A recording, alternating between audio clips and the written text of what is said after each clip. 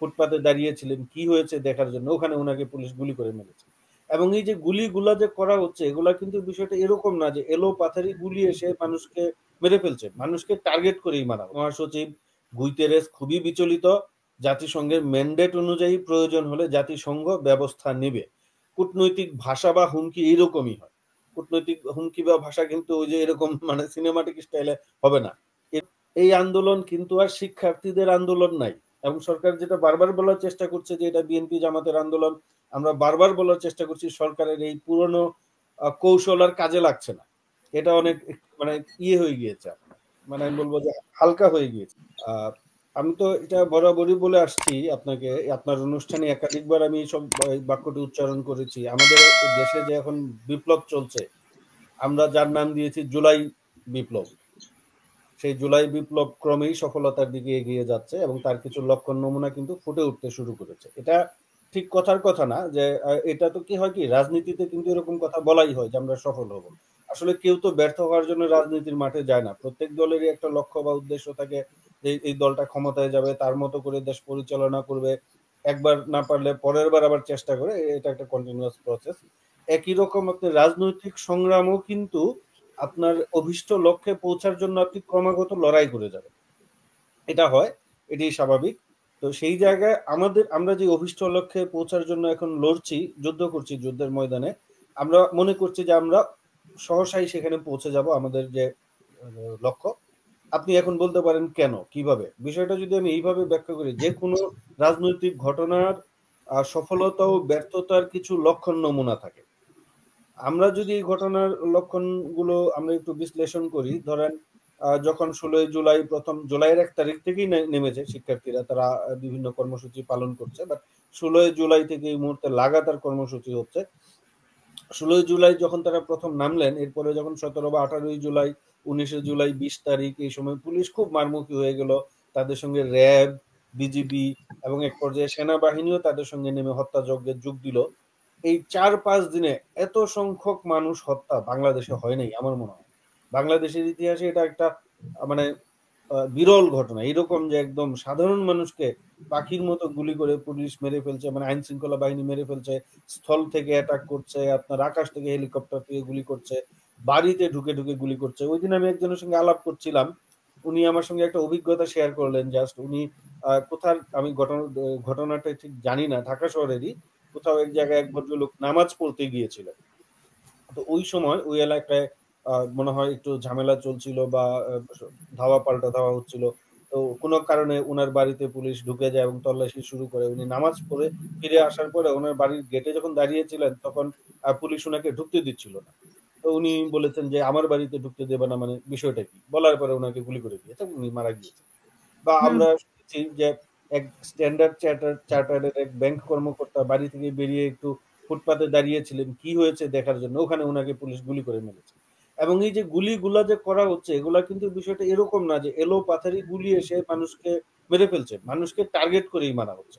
তো এইরকম একটা যে মারমুখী ভঙ্গিমায় ছিল পুলিশ, এটা কিন্তু আন্তর্জাতিক পরিমণ্ডলে বেশ আপনার হয়ে গিয়েছে, মানে প্রচারিত হয়েছে। আজকেও আমি আমাদের জার্মানিতে বেশ কয়েকজন জার্মান সাংবাদিকের সঙ্গে কথা বলেছি, উনার সঙ্গে কথা হলো, দেখলাম উনি পুরো বিস্তারিতই জানেন এবং উনি এটাও বললেন যে জার্মান রাজনীতিবিদরাও জানেন বাংলাদেশে এখন কি হচ্ছে, কি করতে যাচ্ছে বাংলাদেশ সরকার।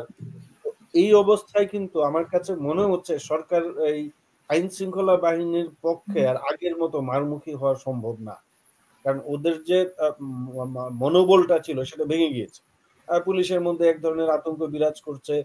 পুলিশের আমরা শুনতে পাচ্ছি যে পুলিশের মধ্যে এক ধরনের অনীহা আছে মানুষজনের বিরুদ্ধে দাঁড়িয়ে যেতে, সেনাবাহিনীর মধ্যে অনীহা আছে। বিশেষ করে পুলিশের লোকজনের মধ্যে ভয় কাজ করছে যে এরা তো বিভিন্ন আবাসিক এলাকায় থাকেন, সাধারণ আবাসিক এলাকায় থাকেন। এখন হুম। এই বিপ্লব যখন সম্পন্ন হবে, তাদেরকে তো জনগণের প্রশ্নের মুখে দাঁড়াতে হবে। কারণ এখন এই পুলিশের যেটা বিপদ হচ্ছে, আপনি তো একজন করে আইডেন্টিফাই করতে পারবেন না যে ও খুনি, ও খুনি না। এই পুলিশকে তো ঢালাও ভাবে খুনি বাহিনীতে পরিণত করেছে বর্তমান সরকার। সেই জায়গায় যে সফলতার যে শর্তগুলো আমি বলতে চাচ্ছিলাম, প্রথম যে শর্তটা হচ্ছে সরকারের যে পেটোয়া বাহিনী আছে, যাদেরকে দিয়ে সরকার জনগণকে দমন করতে চায়, তাদের মনোবল ভেঙে গিয়েছে এবং তারা কিন্তু আমার মনে হয় না আগের মতো আর তারা শক্তিশালী অবস্থানে আর ফিরতে পারবে। তারা মানে যেটা বলা হয়েছিল, প্রথম থেকে বলা হচ্ছিল যে আন্দোলন কি দমে গেল বা ছেলেপেলেরা কি পিছিয়ে গেল? আমি বলব না। ছেলেপেলেদের মনোবল ঠিকই আছে। যেমন তারা আজকে একটা চমৎকার কর্মসূচি নিয়েছে। সরকার জাতীয় শোক দিবসের নামে যে তামাশা করার চেষ্টা করেছিল, নিজেরা হত্যা করে নিজেরাই আবার শোক প্রকাশ করবে, কালো ব্যাজ ধারণ করবে।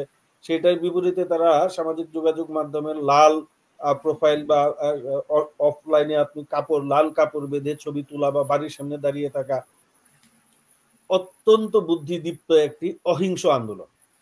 এইখানে তো আপনি পুলিশ দিয়ে পিটাতে পারছেন না, কিন্তু সরকারের যে কর্মসূচি ছিল একেবারে ধুলাই বা মিশে গেছে। সন্ত্রাসীও বলতে পারছে না, মানে নাশকতাও বলতে পারছে না, কিছুই না। ওদের যে আজকে একটু ধরেন যে একটু এগিয়ে যাওয়ার একটা প্রবণতা ছিল সরকারের, একেবারে ধুলোয় লুটিয়ে গেছে। এই বুদ্ধিমান অসম্ভব মেধাবী এই প্রজন্ম, এদের কাছে সরকার দাঁড়াতেই পারছে না। কালকে আপনার আবার কর্মসূচি দিয়েছে মার্চ ফর জাস্টিস। তারা শান্তিপূর্ণভাবে মার্চ করে আদালতের দিকে যাবে এবং সেখানে জাস্টিসের জন্য তারা চাইবে। এবং কালকে কিন্তু সারা পৃথিবীর ফোকাস থাকবে। এখন আপনি ইন্টারনেট খুলে দিয়েছেন, এখন ইন্টারনেটও বন্ধ করতে পারবেন না। আজকে দেখলাম গার্মেন্টস ব্যবসায়ীরা না কারা গিয়ে বলেছে, আর বিজিএমই এর নেতারা গিয়ে মনে হয় বলেছে যে মিটিং ছিল বিজিএমইএ তে, ওইখানে মনে হয় বায়ার বা কেউ এসে বলেছে যে ইন্টারনেট বন্ধ থাকলে তো আমরা ব্যবসা করতে পারবো না। তো এই কারণে আপনি যোগাযোগ এখন আর আগের মতো বন্ধ করতে পারবেন না, করলে আপনার ইকোনমি কোলাপস করবে। এবং সরকারকে কোর্টেও তো একটা ইয়ে হয়েছে যে তাদেরকে গুলি করতে পারবে না, মানে হ্যাঁ, বিনা অপরাধে কাউকে একটু গুলি করতে পারবে না। কে বলেছে এটা? এটা কোর্টে একজন লিড করেছে যে বিনা আদালতের কথা আমরা গ্রাহ্য করছি না। এই আদালত কি বললো না বললো সেটা শুনে লাভ নাই। হ্যাঁ, আদালত অনেক কিছুই বলে। যখন গুলি করে মারছে তখন আদালত কিন্তু কিছুই বলে নাই, চেয়ে চেয়ে দেখেছে।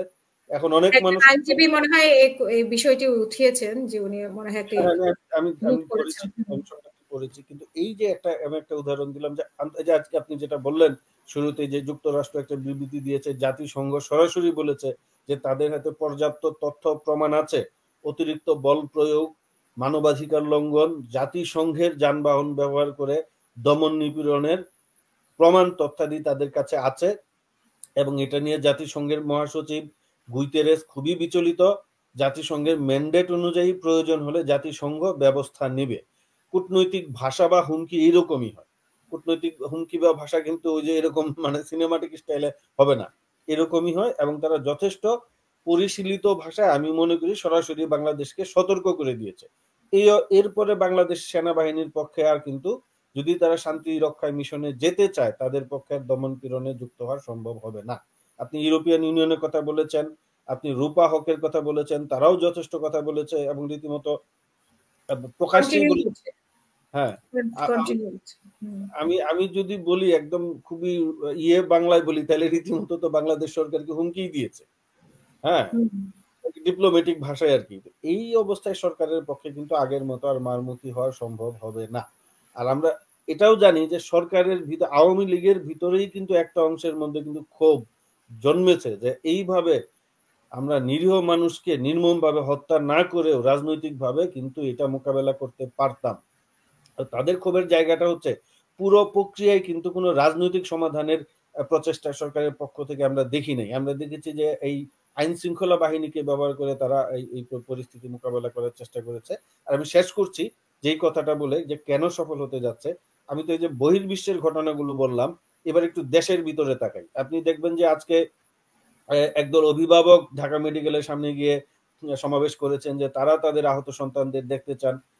তারা বলছেন এইখানে যারা আহত এরা আমাদের সন্তান, আমরা ওদের দেখতে চাই। পুলিশ বাধা দিয়েছিল, পারেনি। তারপরে আজকে আপনি যেটা বললেন যে বিক্ষুব্ধ বুদ্ধিজীবী সমাজ, তারা আলটিমেটাম দিয়েছেন, তারা তো বলেছেন সরাসরি যে সবাইকে মুক্ত না করলে তারা আন্দোলনে নামবেন। আমি দেখলাম বাংলাদেশ মহিলা পরিষদ বিবৃতি দিয়েছে ছাত্র হত্যা বন্ধের জন্য। তারপরে আজকে ঢাকা শহরে একটি গানের মিছিল হয়েছে, সংস্কৃতি কর্মীরা, আমি যতটুকু জানি যে ঢাকার ওই গুলিস্তান বা কোনো এক জায়গা থেকে মিছিল করে তারা পুরনো ঢাকার দিকে যেতে চেয়েছিল, পুলিশ বাধা দিয়েছে। তারপরেও তাদেরকে খুব বেশি যে যেতে না দিলেও মানে এই যে মাঠে যে নামছে এখন, এই আন্দোলন কিন্তু আর শিক্ষার্থীদের আন্দোলন নাই। এবং সরকার যেটা বারবার বলার চেষ্টা করছে যে এটা বিএনপি জামাতের আন্দোলন, আমরা বারবার বলার চেষ্টা করছি সরকারের এই পুরনো কৌশল আর কাজে লাগছে না। এটা অনেক মানে হয়ে গিয়েছে আপনার, মানে আমি বলবো যে হালকা হয়ে গিয়েছে। তো সবকিছু মিলে আমরা ইতিহাস এবং রাষ্ট্রবিজ্ঞানের ছাত্র হিসেবে যেই বিষয়গুলো বুঝি যে যেই কোনো রাজনৈতিক সংগ্রাম সফল হওয়ার জন্য তার কিছু আপনার পূর্বের ইন্ডিকেশন থাকে। ওই আন্দোলনের মানুষের রিসোর্স মোবিলাইজেশন মানে জনসম্পৃক্ততা কিরকম হয় সেটা প্রথম ধাপ যে কোনো আপনার মুভমেন্ট সফল হওয়ার জন্য। আমি মনে করি যে এই আন্দোলনে রিসোর্স মোবিলাইজেশন হিসেবে পার্টিসিপেশন অফ পিপল হিউজ, কল্পনার বাইরে, যেটা আন্দোলনকে সফল করার প্রথম শর্ত।